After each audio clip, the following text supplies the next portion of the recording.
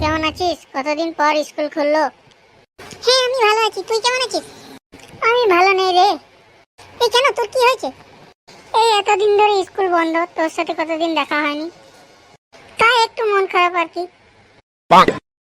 ওমা তাই? আমার জন্য মন খারাপ?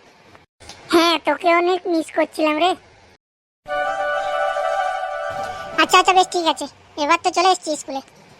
হ্যাঁ, এবার আমি অনেক হ্যাপি। এই এই তোরা এখানে কি করছিস রে?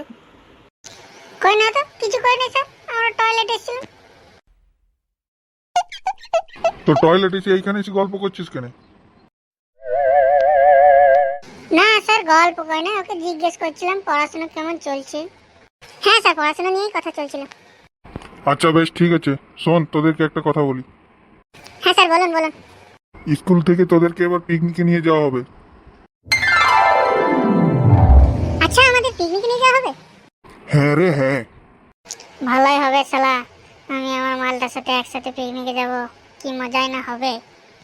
আর শোন, পিকনিকের জন্য 100 টাকা করে লাগবে, কালকে সবাই 100 টাকা করে জমা দিয়ে দিবি। 100 টাকা লাগবে স্যার? আমি তো আগেই যাব। তোর 2 মাসে স্কুলে ফিস বাকি আছে, ওই পয়সাটা আগে দে, তারপর পিকনিকে যাবি। হ্যাঁ স্যার, দিন দেবো দিন দেবো।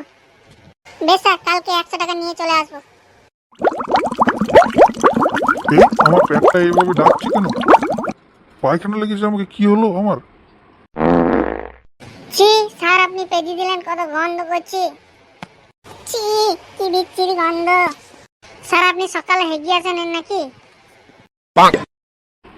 কই না তো, আমি পাদি নাই তো।